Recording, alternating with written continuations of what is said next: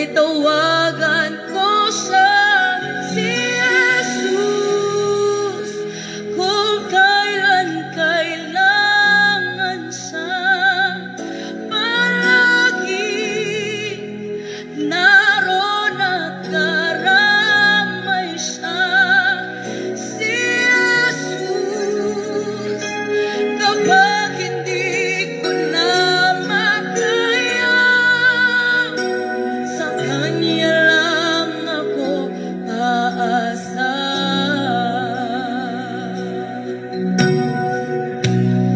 Kahit pilitin ko, puso ko'y maging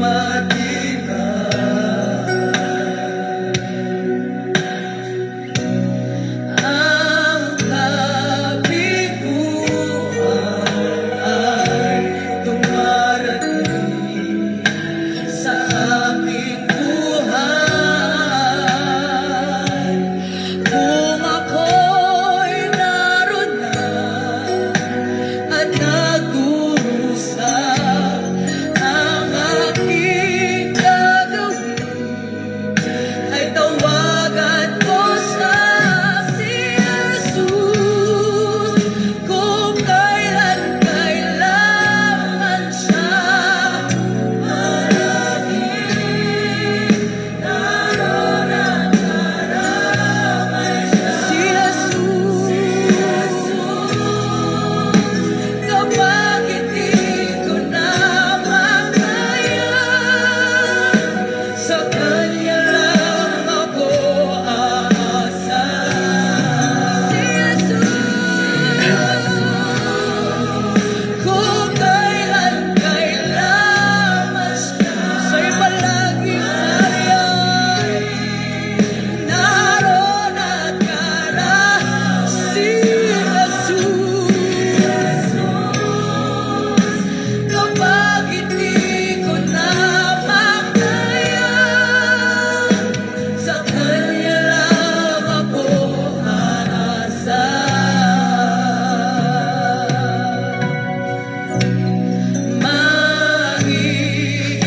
Maiiwasan ba ang iba'y mabis ang dulo? Kahit kaibigan ay nagbibigay sama ng loob, kung ako'y masaktan, saan po ang aking gagawin?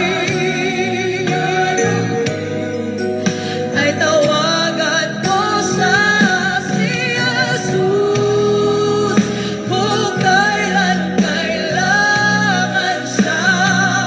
Palagi naroon at karamay siya, si Jesus, kapag hindi ko na makaya, sa Kanya lang ako aasa.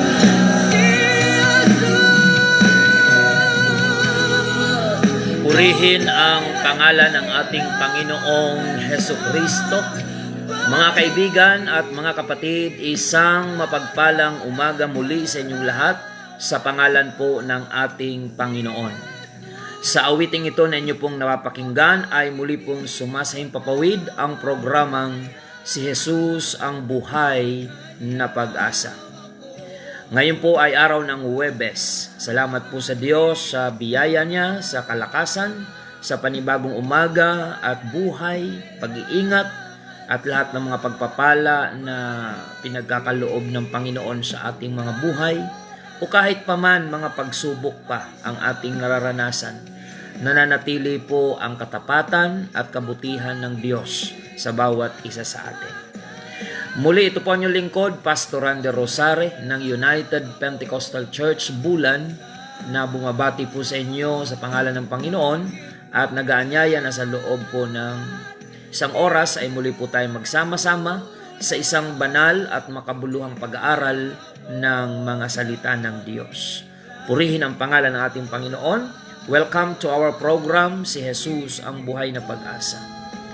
At patuloy lamang po nating ibukas ang ating mga puso at ang ating mga kaisipan at pagkalooban tayo ng Panginoon ng kalakasang espiritual at pananampalataya na anuman ang ating pong pinagdadaanan.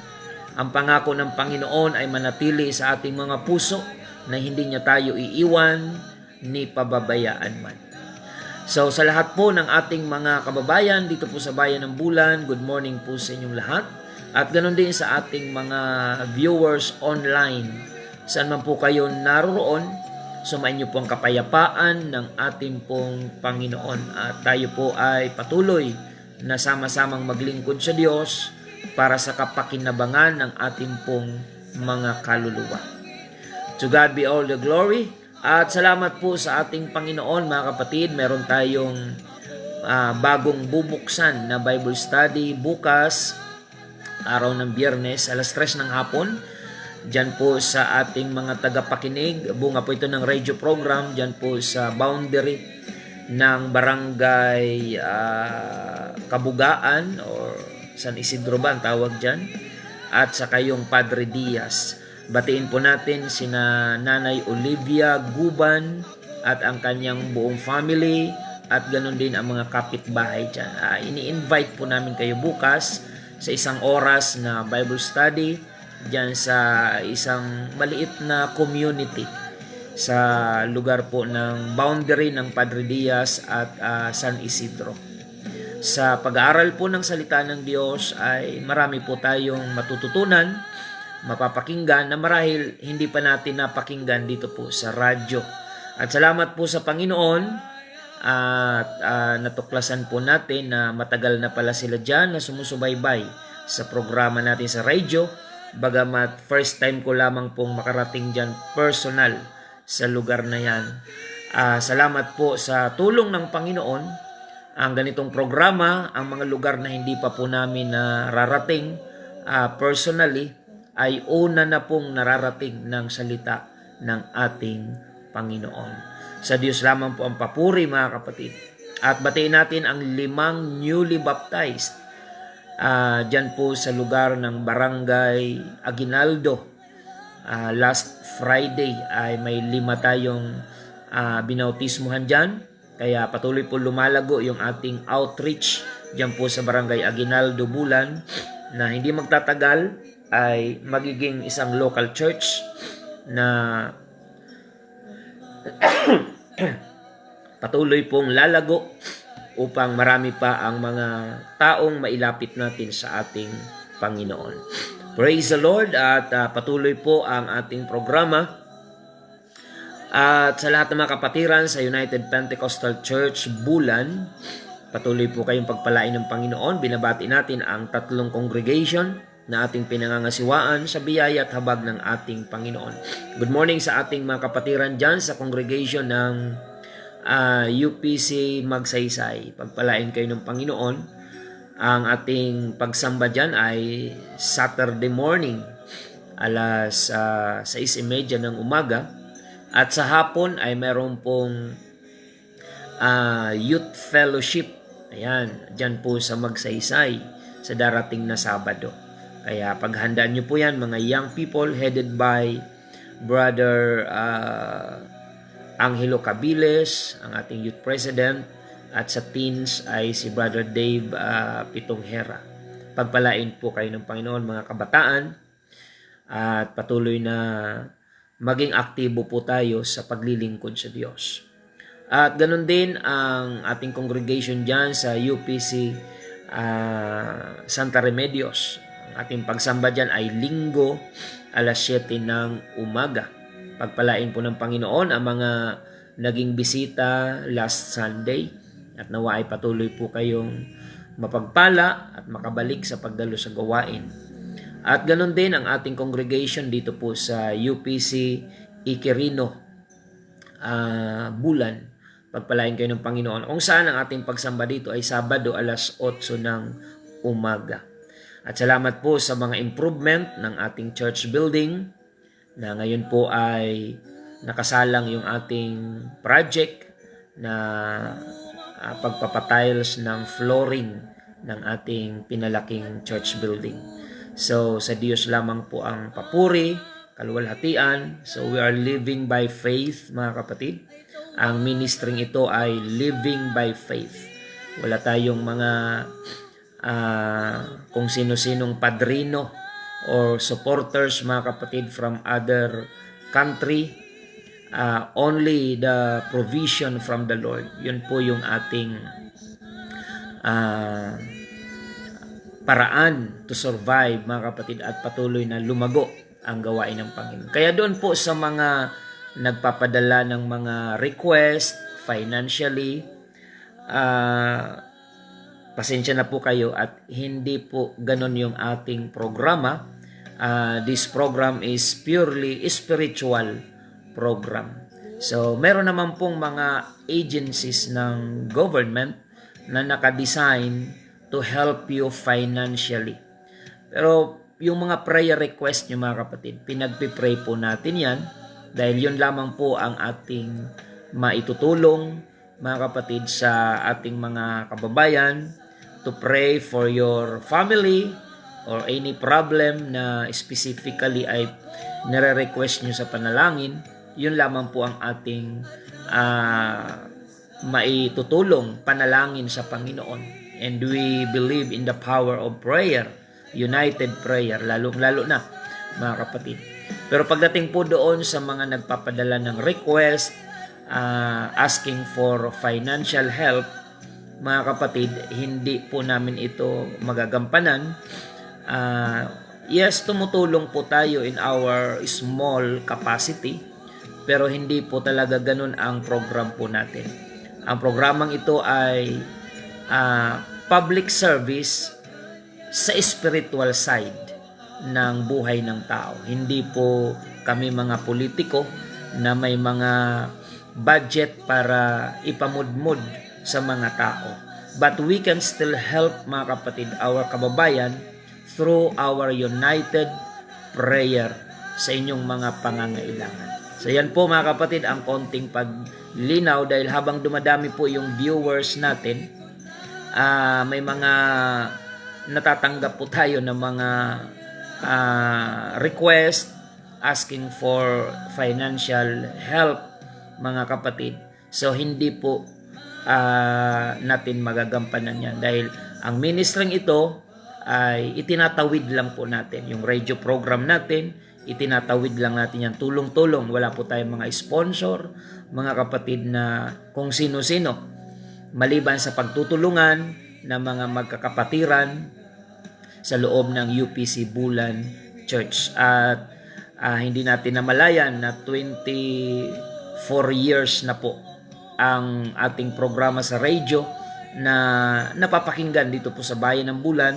Nagpalipat-lipat po tayo ng mga himpilan at ngayon nasa New Gen FM po tayo. So in 24 years, mga kapatid, ay patuloy po na dumami yung mga nakarinig ng salita ng Panginoon, and some of them ay kasama po natin ngayon sa gawain ng United Pentecostal Church Bulan.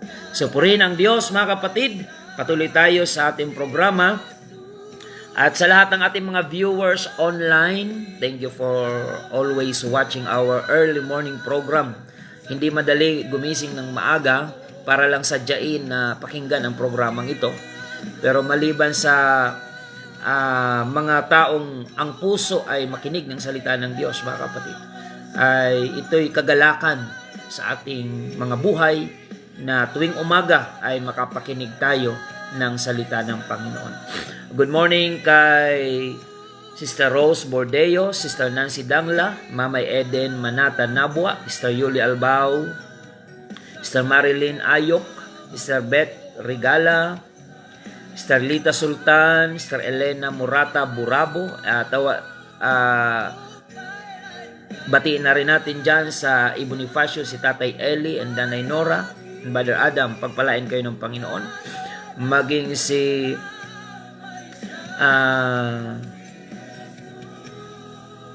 Sister Leonora Kulabakib, ayan, pagpalain kayo ng Panginoon. Sister Eileen Zabala, praise the Lord. Sister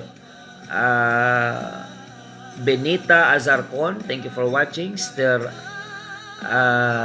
Eleanor Biocado and Nanay Alice, ayan, may Bible study po dyan si Sister Ning sa lugar ng San Juan Daan mamaya. So paumanhin po na si Pastor ay abala sa mga obligasyon, hindi po ako makasama mamaya, pero tuloy po dyan ang gawain sa San Juan Daan. Suportahan niyo po mga kapatid. At maging Sister Angelita Castillo, good morning. Sister Nati Laudit, Sister Helen Isip, Sister Margie Guetan Isiha, Sister Virgie Flores. Ayan, pagpalain kayo ng Panginoon. Sister Jean Halmasco de Vera, si Brother Vicente Peña Fiel. Praise the Lord. Sister Lynn Mary Peruelo, good morning. Si Jan Salvador, Sister Arlinda Bandojo Borak, at maging si Sister Evelyn Valencia Punsalan, si Brother Stephen Hunter Tijada, Brother JP Flores, Sister Arlinda Peruelo, Sister Divine Espela Guyal, si Ma'am Ann Bueson, dyan po sa Biton, and the whole family of Bueson, Brother Joven de los Reyes Dazo, si Pastora Sheila May Peñaranda Ibanez, dyan po sa UPC Sabah, Malaysia. Ayan, may schedule po kami dyan. Pumunta sa Malaysia by month of March. Ayan. So, hindi lang siguro kami aabutan ng Sunday. So, si Brother Roland Galang Hipolito, thank you for watching. Sister April Santos, Sister Eileen Zabala, Sister Mirna, dyan po sa Kuwait. Pagpalain po kayo ng Panginoon. At pakishare-share na lang po mga kapatid ng ating episode ngayong umaga. Si Brother Bert Lasin, Brother Michael Regidor, our technician, na nag-assist po sa atin sa radio station para mapakinggan tayo sa radyo. Si Brother Andy Orozco, Brother Dario Tobias, Sister Mimi Lucky ng UPC Japan, praise the Lord. Si Sister Merna Fabro, Sister Perpetua Carido, ayan, praise the Lord. And also from Iloilo City, Sister Jane Ioy and Brother Noni, watching from Iloilo City sa kanilang pagbabakasyon. Pagpalain po kayo dyan ng ating Panginoon. Batiin ko na rin si Nanay Aning. Ayan, siya po ay baptized in the name of Jesus Christ nung siya po ay nagbakasyon dito sa Bicol. So, pakishare-share na lang po mga kapatid ng ating episode ngayong umaga at marami pa po nawa ang maabot ng salita ng Panginoon. Sister Maricar Hibin, ayan, watching from New Zealand. Ayan, may mga viewers tayo dyan sa New Zealand. Ayan, dyan sa Australia. Ayan. Sister Esperanza Gesta Obando, thank you for watching. Pagpalain kayo ng Panginoon. At ang biyaya ng Diyos at pagpapala ay sumainyo. Sister Evelyn Bombales, aking ate, pagpalain kayo ng Panginoon. Sister Marlene Oseyo Quintanar, pagpalain po kayo ng Panginoon. Si Brother Danny Ocampo, Sonido Gutierrez Jennifer, Sister Arlene Padilla, si Sir Regalo Senior, Brother Ismail Sahulga. Ayan, yan po yung ating mga viewers. Cherit Guevara Ritonel, Herlin, Sister Beng Sasi, yan po sa Rizal, good morning.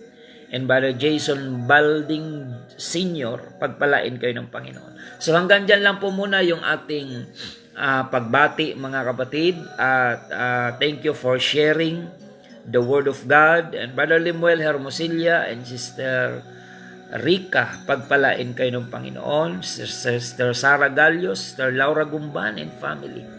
Okay, so i-share na lang po natin yan upang marami pa po ang makapanood. Tayo po ay manalangin para sa ating pag-aaral ng salita ng Panginoon.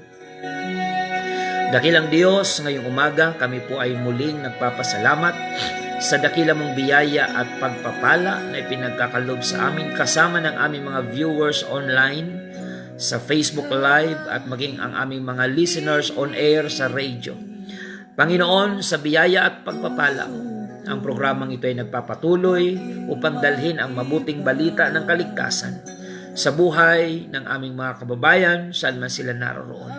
Dalangin po namin, O Diyos, pagpalain mo rin ang New Gen FM Management headed by Sir Edwin Hernale upang patuloy pang maging kapartner ng UPC Bulan sa pagpapalaganap ng iyong ebanghelyo, Panginoon. Dalangin po namin na pagpalain mo, O Diyos, lahat ng mga nakabukas ang radyo ngayon, Facebook account nila na napapanood ang programang ito, as they open their hearts and minds to accept the Word of God. Patuloy mo silang kausapin, Panginoon. Patuloy mong hipuin ang kanilang mga puso.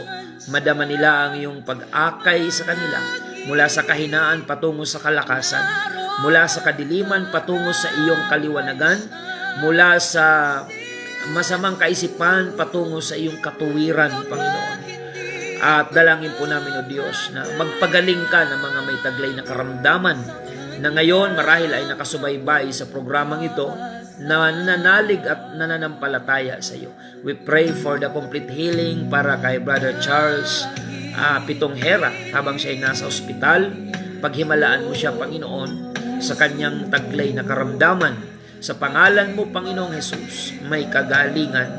In Jesus' name. At ganun din, Sister Norma Guyal, paghimalaan mo rin po ang kanyang kalagayan, Panginoon, pangkalusugan, ang kanyang physical na karamdaman. Patuloy mo, Diyos, na kilusin at ang iyong himala at mapagpagaling na kamay ay igawad mo po sa kanya. In the name of Jesus Christ, maging ang makasama niya dyan sa hospital na mayroon ding mga taglay na karamdaman at ngayon ay nakasubaybay sa programang ito. We pray, God, for your miracle and complete healing and also provision sa kanilang mga pangangailangan. Maraming salamat po, Diyos. Bless the United Pentecostal Church Bulan and all our viewers and listeners. Bless them and we pray to meet their spiritual need habang sila ay nakasubaybay sa programang ito na bukas ang puso at bukas ang kanilang mga kaisipan. Salamat po, Panginoon. We give you all the glory. In the name of our Lord Jesus Christ, we pray. Amen and amen. Kung kailan sa'y palaging ariay, naroon at karan si Jesus. Praise the Lord. Patuloy po tayo, mga kapatid, sa programang si Jesus ang buhay na pag-asa. Amen. At sa pagkakataong ito, tayo po ay dadako na sa salita ng ating Panginoon. Dito po sa aklat ng Matthew chapter 15 verse 22 up to the following verses. Basahin po natin. And behold, a woman of Canaan came out of the same coast and cried unto him, saying, Have mercy on me, O Lord, thou son of David. My daughter is grievously vexed with a devil. But he answered her not a word. And his disciples came and besought him, saying, Send her away, for she crieth after us. But he answered and said, I am not sent, but unto the lost sheep of the house of Israel. Then came she and worshipped him, saying, Lord, help me. At siya'y sumagot at sinabi, hindi marapat. Ayan. Okay. Mayroon pang kasunod. And she said, Truth, Lord, yet the dogs eat of the crumbs which fall from their masters. Then answered Jesus and said unto her, O woman, great is thy faith. Be it unto thee even as thou wilt. And her daughter was made whole from that very hour. At narito ang isang babaeng Kananeya na lumabas sa mga hangganang yaon at nagsisigaw na nagsasabi, Kahabagan mo ako, O Panginoon, ikaw na anak ni David. Ang aking anak na babae ay pinahihirapan lubha ng isang demonyo. Datapwat siya'y hindi sumagot ng anumang salita sa kanya. At nilapitan siya ng kanyang mga alagad at siya'y pinamanhikan na nangagsasabi, paalisin mo siya, sapagkat nagsisigaw siya sa ating hulihan. Datapat siya ay sumagot at sinabi, hindi ako sinugo kundi sa mga tupang nangaligaw sa bahay ni Israel. Datapat lumapit siya at siya ay sinamba niya at nagsasabi, Panginoon, saklolohan mo ako. At siya'y sumagot at sinabi, hindi marapat na kunin ang tinapay sa mga anak at itapon sa mga aso. Datapat sinabi niya, oo Panginoon, sapagkat ang mga aso man ay nagsisikain ng mga mumo na nangalalaglag mula sa dulang ng kanyang mga Panginoon. Nang magkagayoy sumagot si Jesus at sinabi sa kanya, O babae, malaki ang pananampalataya mo. Mangyari sa iyo ang ayon sa ibig mo. At gumaling ang kanyang anak mula sa oras na yaon. Pagpalain po ng Panginoon ang kanyang banal na salita. So, ang topic na ito mga kapatid ay pinamagatang Finding Your Favor Under the Table. Ayan. Para mas maintindihan natin, pakinggan natin mabuti. Ano ang ibig sabihin nitong favor under the table? Ito ay nagsimula doon sa conversation ng babaeng Cananaean woman na nagmamakaawa sa Panginoong Hesukristo. Ito pong babaeng ito ay hindi kabilang sa mga Hudyo. Hindi siya Israelites. Alam po natin from the very start, mga kapatid, sa Biblia, sa Old Testament, mula pa sa panahon ni Abraham, na mayroon na pong special na dealing, pagtingin, pagtrato ang Panginoon sa Israel. Sapagkat ang Israel ay chosen people ng Panginoon. Kaya kung mapapansin nyo po sa Biblia, maging sa pagdating ni Jesus Christ, nakafocus lang ang atensyon ng Panginoon sa Israel. Kaya nung dumating si Jesus Christ, ito po ay para sa Israel. Wala naman po sa plano ng Diyos ang patungkol sa mga hintil. Kumbaga, hindi nababanggit kung mayroon bang bahagi yung hintil sa plano ng Panginoon. Kahit pa sa panahon ng Old Testament. Kaya nga, nung si Jesus Christ ay nagkatawang tao, ang spotlight of God's favor ay nakafocus lang sa Israel.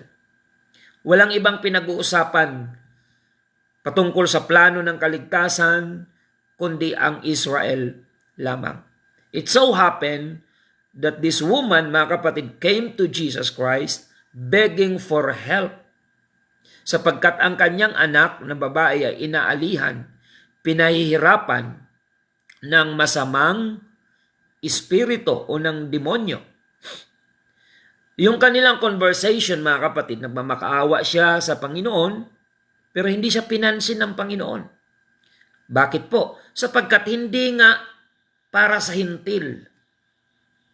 Ang mga hintil ay mga pagan.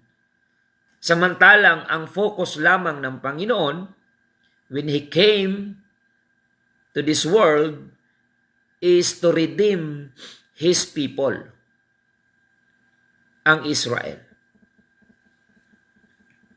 Kaya ang sabi ng Panginoon sa babaeng ito, hindi marapat, sabi niya, naparito ako, sinugo ako.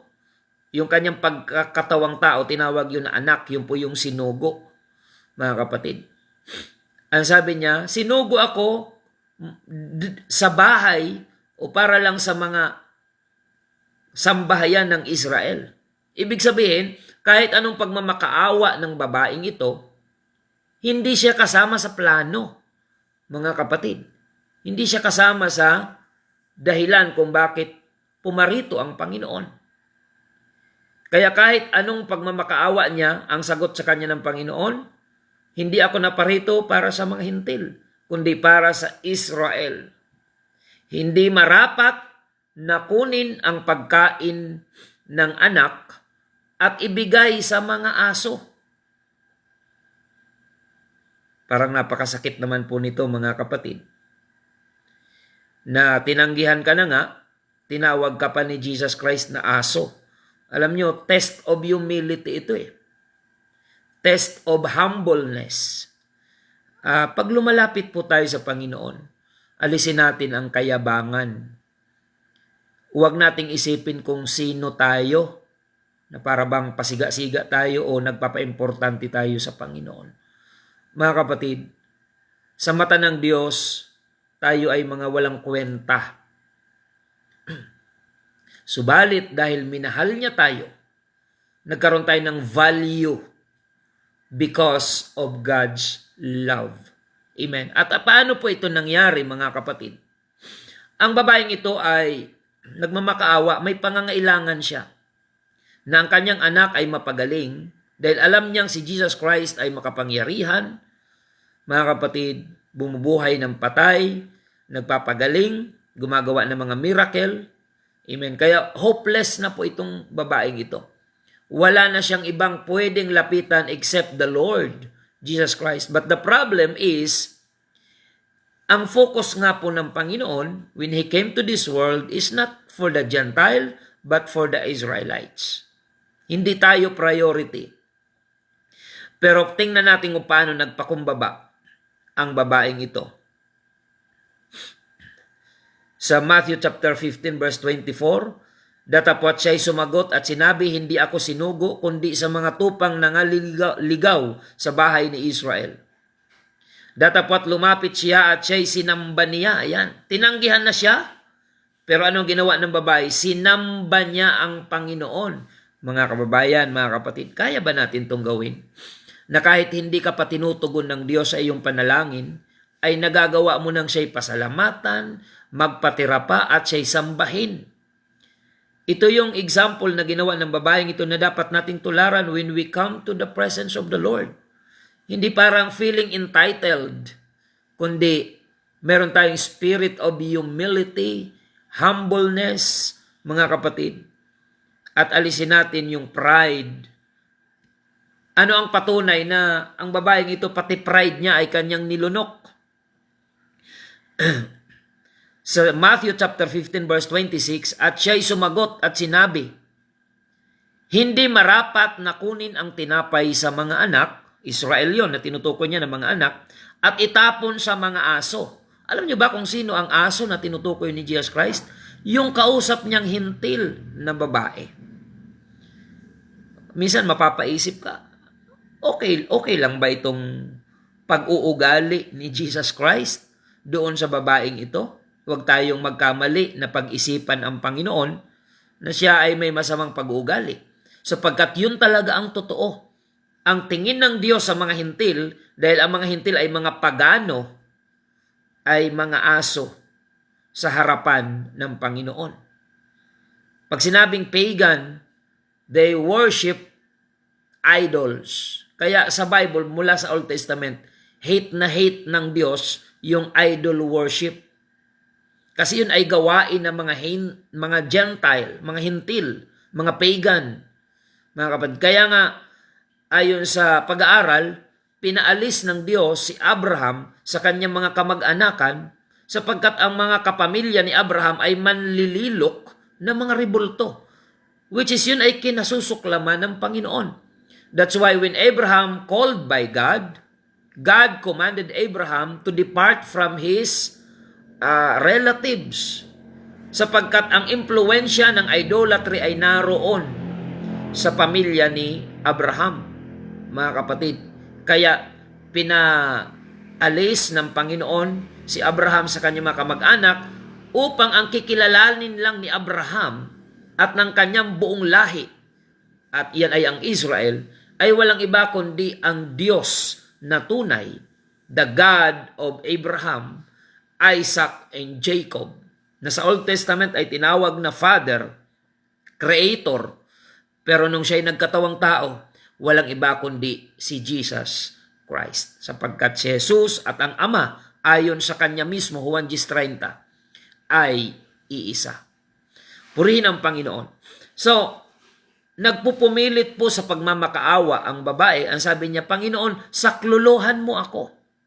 Alam niyo, pag may pangangailangan po tayo sa Diyos, dapat makita rin at maramdaman ng Panginoon yung ating eagerness, yung ating pagpupumilit, pagsusumikap na ilapit ang ating sarili sa Diyos with the spirit of humility and humbleness.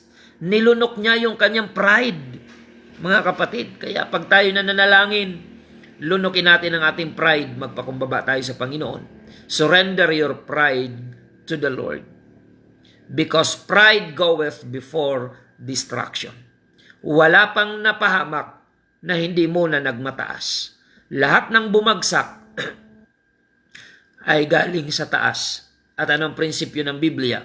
Ang nagpapakumbaba itinataas at ang nagmamataas ay ibinabagsak ng Panginoon.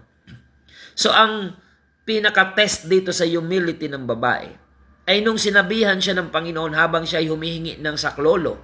Sinabihan siya ng Panginoon, hindi marapat na kunin ang tinapay sa mga anak at itapon sa mga aso. Gaano kasakit ito sa isang babae na nagmamakaawa ka na nga dahil hopeless ka na and helpless ka pa.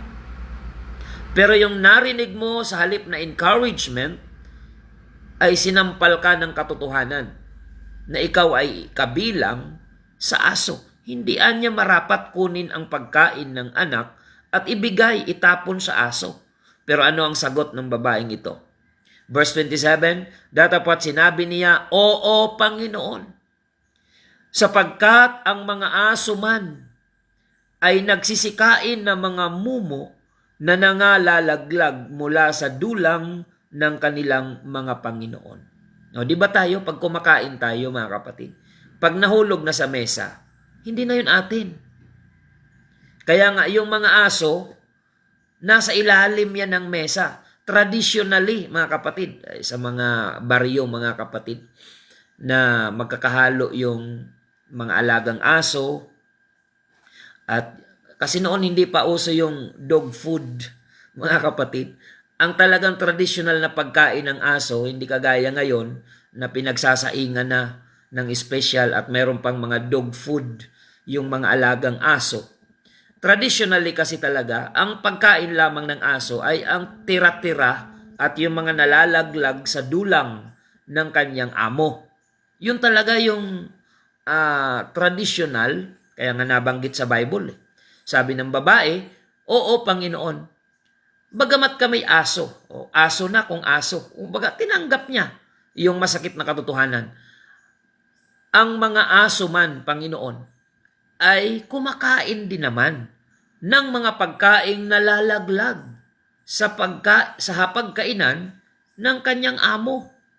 Dito napabilib ang Panginoong Hesus sa pananampalataya at pagpapakumbaba ng babaeng ito. Kaya nga pinamagatan natin ito na finding your favor under the table.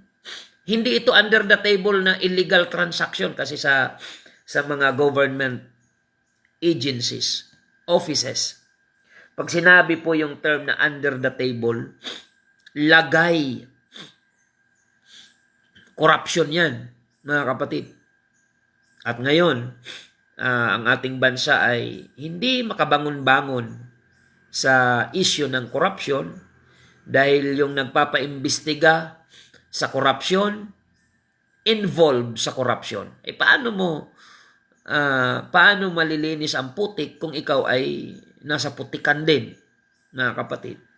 Ang gobyerno ngayon ay hindi nawawala yung mga issue sa corruption. Kaya kahit anong investigasyon, ang tingin lang ng mga tao, drama. Mga kapatid, pantakip ba? Pananakip, butas doon sa corruption kaya pati yung mga investigasyon, kailangan pang imbestigahan. Saan ka nakakita ng investigasyon, iniimbestigahan pa? Mga kapatid, investigasyon na nga yun eh. Kahit yung mga dapat mag-imbestiga, kailangan pang imbestigahan. So mga kapatid, ganon ang kalagayan ng mundo ngayon. Si Jesus Christ, nung pumunta rito para magbigay solusyon sa suliranin ng Israel, at may lumapit sa kanya na hindi kabilang sa plano ng Panginoon. Ang babaeng ito with the spirit of humbleness and humility. She came to the Lord Jesus Christ begging for help at tinanggap niya yung masakit na salita. Dahil yun naman ay angkop talaga sa kalagayan natin. Tayo ay mga walang saysay, walang kwentang mga tao sa mata ng Diyos. It is only by the mercy and grace of the Lord na tayo ay may privilege na maligtas. Kaya nga ang kaligtasan ng mga hintil is by grace, mga kapatid. At dapat intindihin natin kung ano ang ibig sabihin, yung pinaka-content ng save by grace. Kasi marami ang nagkakamali ng pangunawa dyan, mga kapatid, sa save by grace na yan, na para bang na-abuse yung grasya ng ating Panginoon. Now, tuloy tayo mga kapatid. Ang sabi ng Panginoon, hindi marapat na yung pagkain ng anak, o kayo mga kapatid, kayo mga magulang, kaya nyo bang gawin yung pagkain ng anak nyo, kinuha nyo, at ibinigay nyo doon sa aso? Diba, ang priority nyo ay ang anak nyo, mga kapatid. Ang priority natin ay ang anak natin. Yung aso, traditionally, nakakakain lang yan pag may tira yung anak. Pag walang tira, tiis siya. Dahil hindi man siya priority. Ganun yung traditional na sitwasyon, mga kapatid.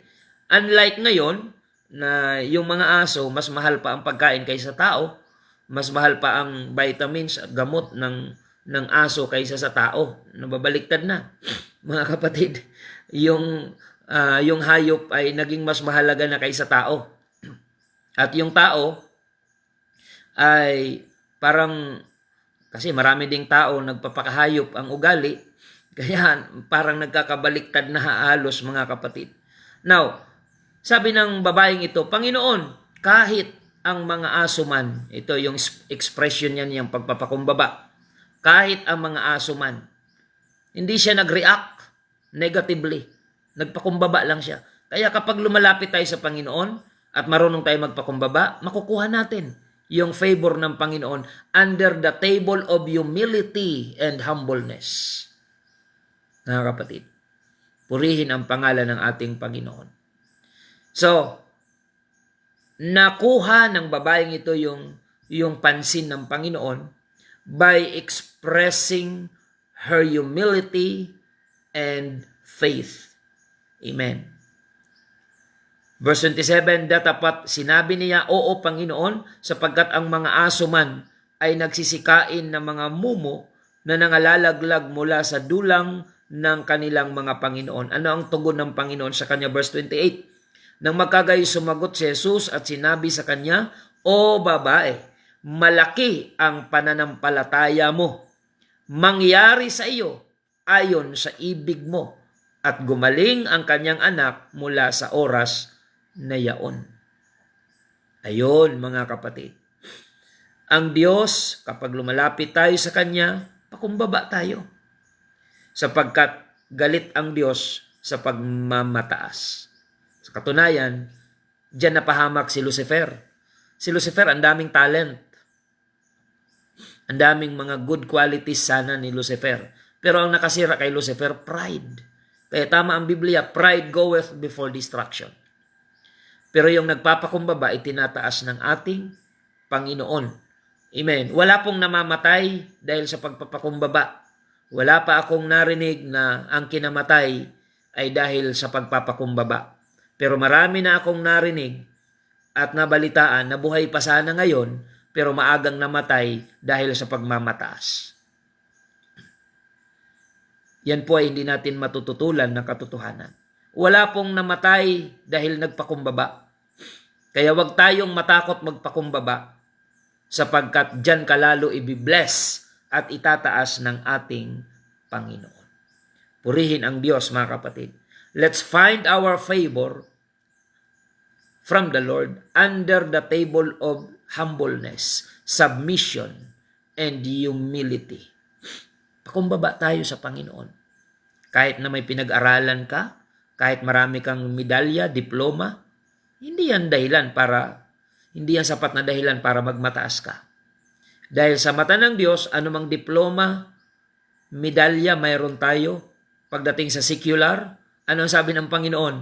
Our righteousness is like a filthy rag in the sight of the Lord. Mahirap yan tanggapin pag ma-pride ka. Biro mo, ilang taon ka nag-aral? 10 taon. Tapos titingnan lang ng Panginoon na yung natutunan mo, maruming basahan. Masakit yon. Pero kapag inilunok mo yung pride mo at nagpakumbaba ka, yung karunungan na na-acquire mo sa sanlibutan, mas dadagdagan pa yan ng Panginoon ng kanyang wisdom. Mga kapatid. Kasi yung makamundong kaalaman, hanggang mundo lang yan.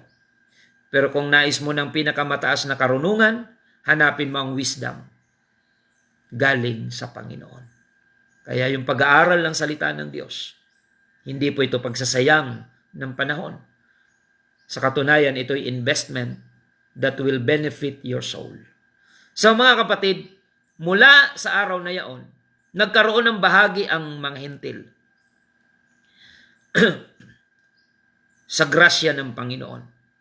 And it so happened na si Jesus Christ ay nireject sa Israel. Kaya yung spotlight of God's attention, imagine the spotlight, na nakafocus lang sa Israel, wala nang iba. Ang problema, nireject ng Israel yung biyaya ng Diyos. Kaya ibinaling ng Panginoon, instead na sa Israel lamang nakafocus, nung nagkaroon ng ganitong mga senaryo, pananampalataya sa Diyos from Gentile people, mga kapatid, nakita natin, and until now, ang focus ng Panginoon, inalis niya sa Israel, pero babalikan niya yon. Kasi meron talagang covenant ang Panginoon kay Abraham about Israel. Pero ang spiritual Israelites ngayon ay ang mga mananampalataya ni Kristo.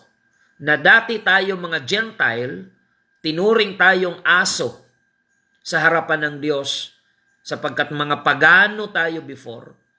Mga Gentile by blood, pero tayo ngayon ang spiritual Israelites. Spiritual, hindi by blood. Kasi tayong mga hintil, never tayong magiging kabilang by blood sa mga Hudyo. Pero spiritually, symbolically, mga kapatid, tayo na ngayon ay binhi ni Abraham. Not by blood, but by faith. Kaya ang Diyos na ating kinikilala ngayon ay ang Diyos ni Abraham, Diyos ni Isaac, Diyos ni Jacob. Israel is God's chosen people. The spotlight of God's plan focused only to the Jews and not for the Gentile. Yan po yung noon. Pero nung pinako nila si Jesus Christ sa krus, when Israel rejected the Messiah, and we know that until now, Israel are still praying, waiting for the Messiah to come. At ang hindi nila nare-realize, 2,000 years ago, more than 2,000 years ago, dumating ang Messiah, si Jesus Christ, pero nireject nila. Mga kapatid. Kaya sa Israel ngayon, nananalangin pa rin ang mga Hudyo, waiting for the Messiah. Kaya sa prophecy, tatanggapin nila ang Antikristo bilang Messiah. Sa sobrang tagal na nilang naghihintay ng tagapagligtas, ang problema hindi nila na-recognize na si Jesus Christ na yon. Pinako nila sa krus si Jesus Christ. Kaya pagdating sa mga huling araw, ang aakalain ng Israel na Messiah ay si Antichrist na. Marirealize lang nila yan at the middle of 7 years, mga kapatid. At the middle of 7 years, ika-cut off ni Antichrist yung worship ng mga Israelites at doon na lang marirealize ng mga Hudyo na hindi pala totoong Messiah yung kanilang tinanggap, kundi Antichrist yung kanilang tinanggap. So magkakaroon ng Great Tribulation, mga kapatid, sa prophecy. Pero may promise at may covenant ang Diyos kay Abraham. So ngayon, ang grasya ng Panginoon, spotlight of God's grace, ay nakafocus sa mga Gentile. Kaya kung ikaw ay naglilingkod sa Panginoon, i-enjoy mo ito. Kasi limited yung privilege ng mga Gentile. Dahil pagdating doon sa tinatawag na fullness of the Gentile, mga kapatid, sa prophecy, merong 70 weeks na topic. Pero medyo malalim po yun. Hindi ma-absorb yan ng mga baguhan natin. So mga kapatid, doon sa fullness of the Gentile na tinatawag sa prophecy, ayan. Pag natapos na yung kanyang grace period sa Gentile, ay babalikan ng Panginoon yung covenant niya kay Abraham na hindi niya pababayaan ang Israel. So kaya mga kapatid, yung spiritual blindness ngayon ng Israel, kasi bulag ang Israel ngayon pagdating sa spiritual, mga kapatid, doon naman pumasok ang privilege ng mga Gentile to know God, to serve God. Kaya grasya ng Diyos na tayo ay nakakilala sa Kanya. Huwag ka magpa-importante sa Diyos. Dahil kung tutuusin, aso ka nga lang eh. Aarte-arte ka pa ba? Aso ka man lang sa mata ng Diyos. Kaya itong babaeng ito, naintindihan niya ang kanyang kalagayan. Siguro inisip ng babaeng ito, aso lang ako, aarte pa ba ako? Kaya kung ang pagkain ko ay galing sa ilalim ng mesa na nahulog ng mga anak, enjoy ko na ito. Sabi niya sa Panginoon, oo Panginoon, ang mga aso man ay kumakain ng mga mumo na nangalalaglag mula sa dulang ng kanilang Panginoon. So ibig sabihin, naintindihan ng babaeng ito, hindi man ako karapat-dapat, aarte pa ba ako? Magpapa-importante pa ba ako? I-enjoy ko na ang privilege na ito na ako'y magpapakumbaba upang makuha ko ang biyaya at habag ng Panginoon. Kaya mga kapatid, kung maintindihan natin ang topic na ito, walang taong mag-a-attempt na magmataas sa kapangyarihan ng Diyos. Dahil tayo ay mga walang kwenta, mga walang halaga sa Diyos. Pero dahil sa rejection ng Israel, ibinaling sa atin yung spotlight of God's favor, mga kapatid. Kaya magpakumbaba tayo sa Panginoon. Amen. Hanapin natin ang favor ng Panginoon under the table of submission to His will, under the table of humility sa ating Panginoon. Doon natin makikita kung gaano niya tayo pinahalagahan kahit mga walang kwenta ang buhay natin. Ano ba ang may pagmamalaki natin sa Diyos? Puro kalikuan, kasalanan. Pero ano sabi ng Biblia? God commandeth His love toward us in that while we were yet sinners, Christ died for us. Kaya ang katubusan ng Panginoon, naging para sa lahat na. Dahil na-reject ng Israel, kaya binaling sa Gentile. Kaya ikaw na hintil, privilege mo ang maglingkod sa Diyos. Huwag mo yang ituring na pabigat, kundi pribilehiyo. Huwag mo siyang ituring na sagabal sa buhay mo, kundi privilege ang dapat nating pagtingin sa paglilingkod natin sa Panginoon. So mga kapatid, nawa may natutunan po kayo. Let's join together in the spirit of humility and submission to the will of God, and let's find our favor under the table. Under the table of humility. Submission to the will of God. Salamat po sa inyong lahat.